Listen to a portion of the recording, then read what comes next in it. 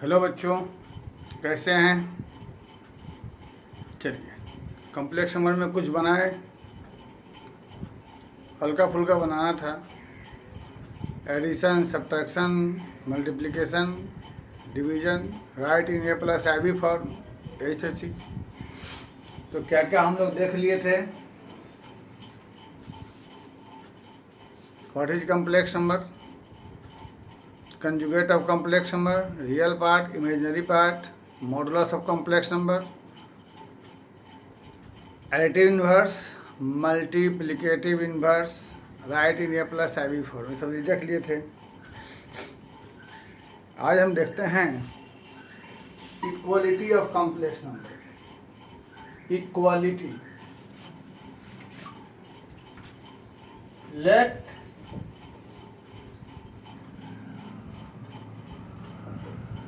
To complex number Z1 बराबर A1 plus IB1 and Z2 बराबर A2 plus I। दो complex number कोई है और if Z1 बराबर Z2 के हो जाए, यानी A1 प्लस IB1 बराबर A2 प्लस IB2 के हो जाए, दोनों बराबर हो जाए, तो क्या होगा। कॉमन सेंस, अगर दो कॉम्प्लेक्स नंबर आपस में बराबर हो जाए तो पहले वाले का रियल पार्ट बराबर दूसरे वाले का रियल पार्ट और पहले वाले का इमेजिनरी पार्ट बराबर दूसरे वाले का इमेजिनरी पार्ट। ऐसा होगा तो इधर का रियल बराबर इधर के रियल के और इधर का इमेजिनरी पार्ट बराबर उधर के इमेजिनरी पार्ट के। तो ये फंडा ध्यान रखना है।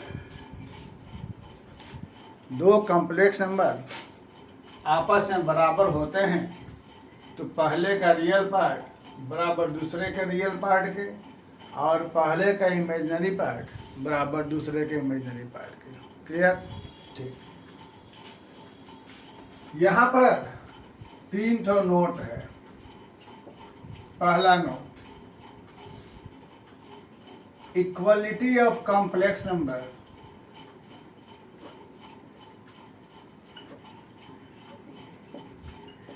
Is defined.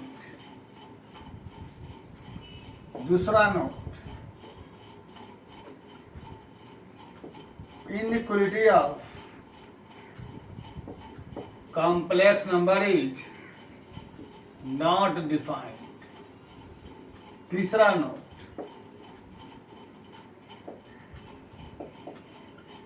inequality of modulus of complex number is। तीनों के बारे में सोचिए। तो पहले तो हम ये समझाना चाहते हैं कि इक्वलिटी और इनइक्वलिटी। इक्वलिटी का मतलब होता है बराबर, इनइक्वलिटी का मतलब होता है बड़ा या छोटा, लेस देन और ग्रेटर देन। तो equality of two complex number is defined. दो कॉम्प्लेक्स नंबर में बराबर वाला चीज होता है। कब होता है बोल दिया गया है। और इनइक्वलिटी मतलब बड़ा या छोटा कॉम्प्लेक्स नंबर में नहीं होता है। इसका मतलब ये रहा कि कॉम्प्लेक्स नंबर में ये इनइक्वलिटी है, ऐसा सिस्टम नहीं होता है। और थर्ड प्रॉपर्टी है इनइक्वलिटी, यानी बड़ा छोटा कॉम्प्लेक्स नंबर के मॉड में होता है। यानी कॉम्प्लेक्स नंबर का मॉड लेंगे उसमें बड़ा छोटा नामक चीज होता है। तो तीनों को समझने के लिए हम लोग क्वेश्चन देखते हैं। Question number 1, if 2x plus 6i बराबर 8y minus 1i। Find x and y, ये क्वेश्चन रहा। अगला क्वेश्चन, f z1 बराबर 3 प्लस 4i, z2 बराबर 5 plus 12i, which one is correct? इनमें से कौन सही है? Option number A, option B, option C, none. Question number 3, यह z1 रहा 3 plus 4i, z2 equal to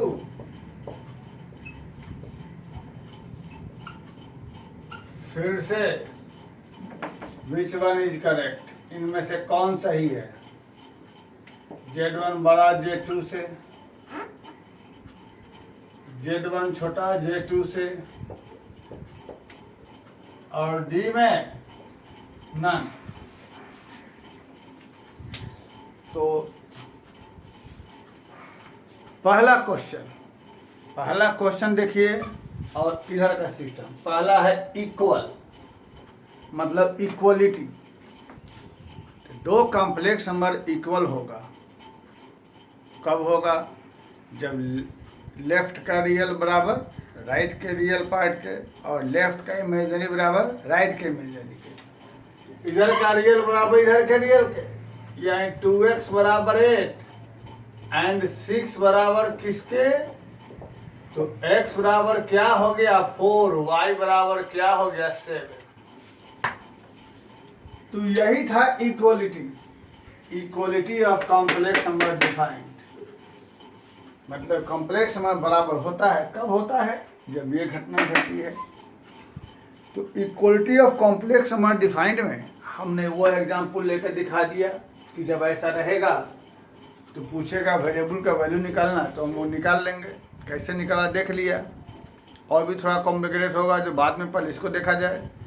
left का रियल बराबर राइट के रियल के, और लेफ्ट का इमेजिनरी बराबर राइट के इमेजिनरी के। ठीक।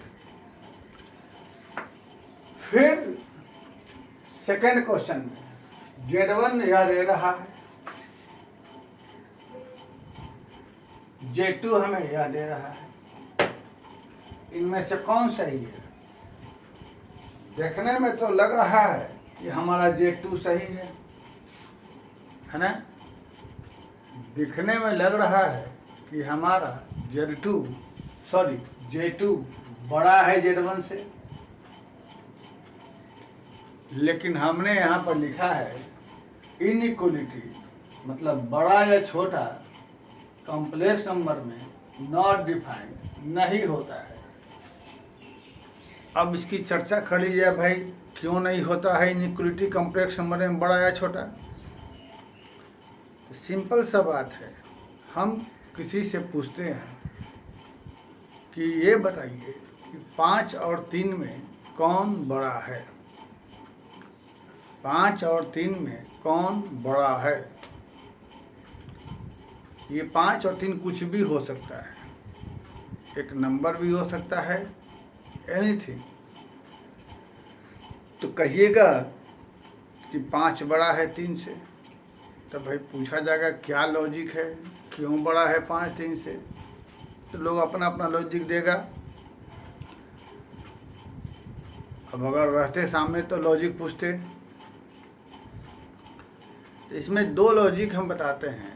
सबसे इजी लॉजिक यह है कि गिनने में, गिनेंगे या नापेंगे, माने काउंट करेंगे या मेजरमेंट करेंगे, तो 5 जो है 3 से ज़्यादा दिखाई देगा। और दूसरा लॉजिक यह है कि जनरली हम लोग नंबर लाइन पर किसी नंबर को रिप्रेजेंट करते हैं, तो राइट साइड का नंबर बड़ा होता है हमारे लेफ्ट साइड के नंबर से। तो 5 is the right side of 3, 5 right 3 के राइट साइड में रहेगा। इस कारण हम कहेंगे कि 5 हमारा 3 से बड़ा है। वैसे ही -5 -3 से छोटा होगा, क्योंकि -5 -3 के लेफ्ट साइड में रहेगा। ठीक, लेकिन ऐसा तो दुनिया में कोई नंबर ही नहीं बना है, कोई नंबर लाइन नहीं है जिससे हम लोग इमेजिनरी चीज़ को मेजरमेंट कर सकें। रियल नंबर को मेजरमेंट करने के लिए हमारे पास कोई स्केल है जिससे हम बता सकते हैं क्या बड़ा क्या छोटा है, लेकिन इमेजिनरी क्वांटिटी को 2i, 3i, 5i का मेजरमेंट करने के लिए क्या कोई स्केल है? नहीं है। जब किसी चीज़ को मेजरमेंट करने के लिए कोई स्केल ही नहीं है, तो बिना मेजरमेंट किए हम कैसे कहेंगे कौन सा बड़ा है कौन छोटा है? तो चूँकि इमेजिनरी क्वांटिटी को हम लोग मेजरमेंट नहीं कर सकते, इस कारण से इमेजिनरी में बड़ा या छोटा नहीं होता। इस कारण जहाँ भी इमेजिनरी लग जाएगा उसमें इनइक्वलिटी नहीं होता। सेकंड पॉइंट, तो भाई Z2 यह है, Z1 यह है, बराबर दोनों है नहीं, क्योंकि बराबर होने के लिए इसका रियल बराबर इसके रियल के, इसका इमेजिनरी बराबर इसके इमेजिनरी के, बराबर दोनों है नहीं। अब बड़ा छोटा होता नहीं, बराबर है नहीं, यह होता नहीं, तो बचा क्या ऑप्शन? नहीं। तो ऐसे सवाल में क्या ऑप्शन ऑब्जेक्टिव में रहेगा? यह हो जाएगा हमारा नन। ठीक, अब आता है थर्ड। दो कॉम्प्लेक्स नंबर दिया हुआ है, फिर पूछ रहा है कौन? भाई यहाँ तो सॉरी, ये ऑप्शन गलत है, ये एक्चुअली में मॉड हो जाएगा सारा, मॉड में मॉडुलस, क्योंकि ये थर्ड पॉइंट हमारा मॉडुलस का ना है, मॉडुलस। तो इसको बनाने के लिए सबसे पहले जो पिछले वीडियो में देखा था मॉड, इसका मॉड क्या हो जाएगा? √3 का स्क्वायर प्लस 4 का स्क्वायर यानी 5। इसका बेटा मॉड क्या हो जाएगा? √-7 का स्क्वायर प्लस इसका यानी 5 7 6 यानी 25। अब Z2 का मॉड 25 रहा। दिखने में तो लग रहा है कि ये छोटा है, निगेटिव है, लेकिन नहीं है, मॉड से मतलब है। Z2 का मॉड 25, Z1 का मॉड 5। अब 25 और 5 दोनों रियल नंबर हैं, तो 25 और 5 में कौन बड़ा होगा? 25, यानी मॉड Z1 या मॉड Z2, तो मॉड Z2 यानी मॉड Z2 बड़ा होगा मॉड Z1 से। तो ये थर्ड रहा कि inequality of modulus of complex number is defined. Complex number के मॉड में बड़ा या छोटा होता है। क्यों होता है? लिखने को लिख सकते हैं, because modulus of complex number is real number, therefore inequality of modulus of complex number defined. यहाँ लिखने को लिख सकते हैं, ऐसे हम लिखा दिए थे मॉडुलस में कि modulus of complex number is real number. ठीक, चलिए अब इसके बाद ये जो मॉड वाला फंडा है, इसी पर एक बड़ा ही खूबसूरत इनइक्वलिटी वाला बड़ा ही खूबसूरत क्वेश्चन है।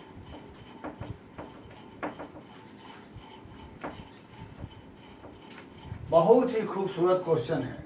क्वेश्चन क्या है? एकदम बढ़िया सवाल है। लेट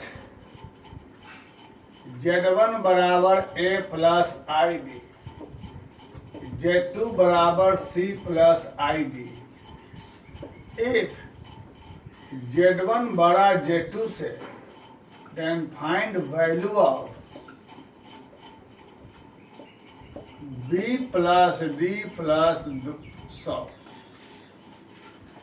अब इसके बारे में आप लोग सोचिए, तब तक हम यहाँ क्वेश्चन लिखते हैं। ये क्वेश्चन कैसे बनेगा सोचिए, इसके बारे में सोचिए कैसे बनेगा।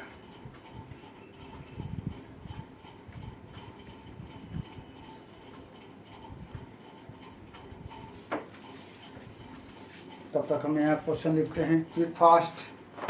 बहुत ही कंसेप्चुअल बेहतरीन क्वेश्चन है, जल्दी आप लोगों को मिलना मुश्किल है किताब में।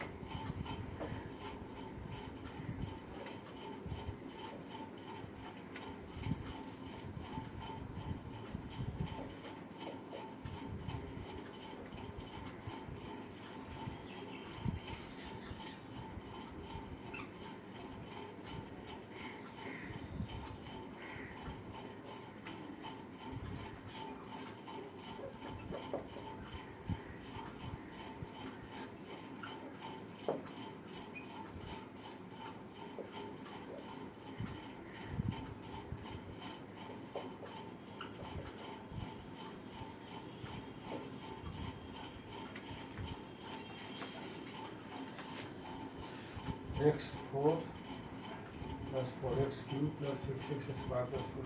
हाँ जी, नहीं समझ आया? देखो, सबसे पहले एक गिवन है, इसका मतलब यह रहा a + ib और c + id बड़ा है इससे। सुनिएगा, a + ib बड़ा है c + id से, यह दे दिया है सवाल में।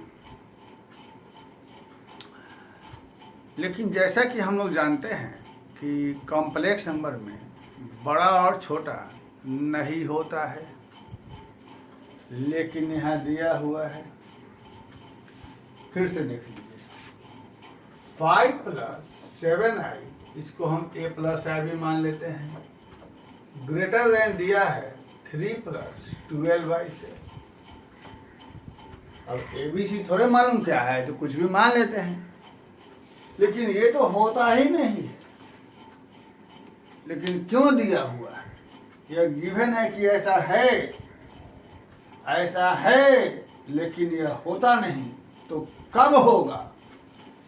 जब होगा तब यहाँ इमेजिनरी पार्ट नहीं रहेगा, तबे संभव है। अब तो ये हो सकता है भाई, ये कह रहा है कि यह कोई भी नंबर है, तो a की जगह कुछ भी, b की जगह कुछ भी, c की जगह कुछ भी, d की जगह कुछ भी है, मालूम नहीं क्या है।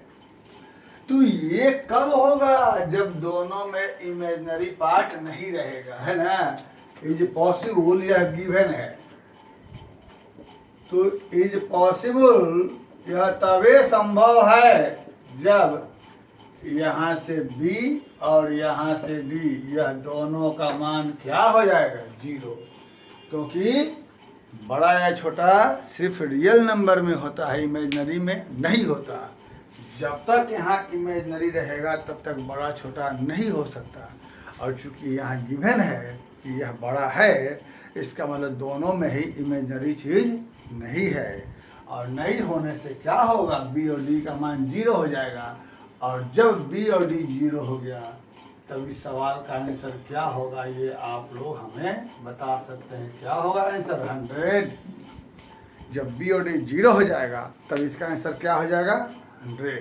ठीक, बहुत ही अच्छा बेहतरीन क्वेश्चन था। आइए उस सवाल पे चलते हैं। ये सवाल जनरली जो लोग RS अग्रवाल से बनाते होंगे, तो उनके लिए बता देते हैं कि x की जगह RS अग्रवाल में Z करके दिया होगा, Z करके, RS अग्रवाल में Z करके।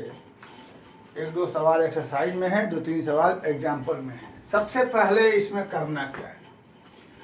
पहले तो गिवन में कहीं भी हमको I नहीं दिखाई दे रहा है, क्वेश्चन में मिला लिया जाए। इफ x बराबर -1 + √(-2), तो find the value of x4 + 4x³ + 6x² + 4x + 19। सबसे पहला काम यह है कि गिवन में कहीं भी I नहीं है, तो ये जो √(-2) है, इसको अपने पुराने नॉलेज के आधार पे ऐसा लिख दे, जो लोग जानते हैं पहले से। अब आगे तुम कहोगे कि सर क्यों न यहाँ पर x का मान रख दें, यहाँ x स्क्वायर, यहाँ x2 x4 आ जाएगा। ये सब है, कहाँ दिक्कत है, आ जाएगा। लेकिन वो तो बुड़बक वाला काम हुआ, हमें समझदार वाला काम करना है। हम क्या करेंगे सुन लीजिएगा, आगे हम क्या करेंगे, हम लोग क्या करना है बनाने के लिए। सबसे पहले जो गिवन है उसमें आई वाला टर्म एक तरफ, बाकी सारा दूसरी तरफ। ध्यान दे लो, गिवन में आई वाला एक तरफ, बाकी सारा दूसरी तरफ। ध्यान दे लिया, गिवन में आई एक तरफ, बाकी सारा दूसरी तरफ, ये गिवन था, है ना। आई एक तरफ, बाकी सारा दूसरी तरफ। क्लियर? सब सवाल में ऐसे में कर लेंगे। उसके बाद आई हटाना है। तो आई हटाना है, इसका मतलब यह नहीं कि आई की जगह रूट अंडर -1 रख दें। Squaring both side. इसके बाद स्क्वायरिंग बोथ साइड, तो दोनों तरफ हम लोग स्क्वायर कर देंगे। तो √2 का स्क्वायर 2 और आई स्क्वायर √2 का स्क्वायर 2 आई स्क्वायर। यहाँ से तोड़ देंगे, a square plus 2ab plus b। I square का मान -1 हमें मालूम है, -2। यह इधर में आ जाएगा, x square plus 2x plus 3 बराबर, ये हमको मिल गया गिवन। इसको इक्वेशन नंबर 1 मानेंगे। ये भी गिवन ही रहा, क्योंकि कहाँ से निकाले, गिवन में से। तो हर एक सवाल में ऐसे में जो ये रहेगा, यहाँ से कैसे करना है, आई वाला एक तरफ, बाकी सारा एक तरफ करके हमें आई हटाना है हर सवाल में। ठीक। अब इससे जिसकी वैल्यू निकालनी है उसमें हमें डिवाइड कर देना है। इसी से x4 plus 4x³ plus 6x square, ये जो गिवन जिसका मान निकालना है, एकदम आसान। एक इसका टेढ़ा वाला मेथड भी है, वो भी बता देंगे। पहले आसान वाला सीख लो, आसान वाला। तो टेढ़ा से क्या करना है, आसान सीखिए। सबसे इजी मेथड, इससे आसान नहीं हो सकता, इससे डिवाइड कर दीजिए। ठीक। डिवाइड करेंगे तो सबसे पहले किससे होगा, x स्क्वायर से। तो x स्क्वायर से तीनों में मल्टीप्लाई कर देंगे तो हो जाएगा 2x³ प्लस हो जाएगा 3x स्क्वायर। यहाँ से माइनस माइनस माइनस कैंसिल, यहाँ हो जाएगा 2x³ plus 3x square plus 4x plus 9। अब हम कर दें किससे, 2x से। 2x से करेंगे तो हो जाएगा 2x³ प्लस 4 प्लस हो जाएगा 4x स्क्वायर प्लस 6x। चलिए, वेरी गुड बच्चों। कैंसिल, यहाँ हो जाएगा -x square minus 2x plus 9, यहाँ हो जाएगा -1। तो -x square minus 2x minus 3 यानी प्लस प्लस प्लस कैंसिल, यहाँ होगा 12। आपका सवाल बनने आ चुका। आपको मालूम है कि दिस इज पूरा इक्वल टू यह इंटू यह प्लस यह लिखा जाए। x4 plus 4x³ plus 6x square plus 4x plus 9 equal to x square plus 2x plus 3 into वहाँ से x square plus 2x minus 1 plus 12, है ना। और इसका वैल्यू हम यहाँ क्या निकाल चुके हैं, 0। तो यहाँ से 0 इंटू में x square plus 2x minus 1 plus 12। तो इसका ये पूरा गायब, आंसर क्या बच गया, 12। तो इस सवाल का आंसर क्या बचा हमें, 12। फिर से बोल दे रहे हैं क्या क्या किया हमने। सबसे पहले यहाँ आई रहता नहीं है, यदि किसी किताब में है रहेगा तो यहाँ रूट में -1 रहेगा, इसी रूप में रहेगा, इसी रूप में। लेकिन ऐसे ही हमने कर दिया, लिख दिया, क्योंकि अगर किसी को मिल जाएगा कोई बेचारा परेशान ना, इसलिए उसको उस रूप में लिख दिया। तो गिवन जो रहेगा, पहला स्टेप कि हमें वहाँ से किसी भी तरीके से रूट के यहाँ से हमें आई हटाना रहेगा। तो क्या करेंगे समझ लिए। सबसे पहला काम हम आई वाले को एक तरफ करेंगे, बाकी सारा दूसरी तरफ करेंगे। क्या किया, आई वाला एक तरफ करेंगे, बाकी सारा दूसरी तरफ किया हमने। आई हटाने के लिए स्क्वायरिंग बोथ साइड कर देंगे, कर दिया हमने। उसके बाद हमको जो आएगा सो एक इक्वेशन बन जाएगा। अब इससे हम लोग इसको डिवाइड कर देंगे, जिसका वैल्यू निकालना है। डिवाइड करके रिमाइंडर बचेगा, जो रिमाइंडर बचेगा वही आंसर। कैसे देख लिए, डिवाइड करने के बाद यह पूरा इक्वल टू ये इंटू यह प्लस 12। तो यहाँ से चूंकि इसका मान हमारे पास 0 था, तो 0 इंटू समथिंग प्लस 12, यानी हमारा आंसर क्या आ गया, 12। तो ऐसा कोई भी सवाल आप लोग इसको बना सकते हैं या नहीं बना सकते हैं, बना सकते हैं। Very good. यही क्वेश्चन रहेगा किताब में तुम्हारे आगे सवाल में, वहाँ पर जो ये है ना, तो रहेगा z is equal to -1 plus √2y और find value of z4 plus 4z³ plus 6z² plus 4z। तो ये मत समझना कि नहीं बताए हैं, ऐसे ही सवाल बनेगा। ये z के रूप में रहेगा, यहाँ x के रूप में है। यह केसी सिन्हा और आर.डी. शर्मा में x के टर्म में दिया हुआ है और आर.एस. अग्रवाल में यह z के टर्म में दिया हुआ है। उससे कोई मतलब नहीं, तुमको बनाना है, ठीक है। तो बच्चों इतना सवाल हुआ। अब हम ऐसा करते हैं कि ये आपका जो बेसिक एक्सरसाइज है, मेरे ख्याल से इसमें जो भी है तो बेसिक वाला हो गया। अब हमको बेसिक बताना रह गया है प्रॉपर्टी ऑफ मॉडुलस। अभी क्वेश्चन बहुत बताएंगे, डोंट वरी, बहुत क्वेश्चन, बहुत ही अच्छे अच्छे क्वेश्चन बताएंगे।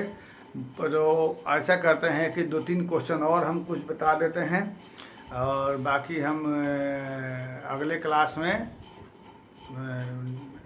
Modulus of property and property of modulus and property of conjugate, वो ज़रूरी रहेगा। उस पर कुछ अच्छे अच्छे क्वेश्चन आएंगे।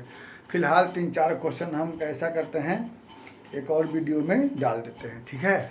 ओके, पहले इसको इतना ही पर छोड़ देते हैं, ठीक ठीक है।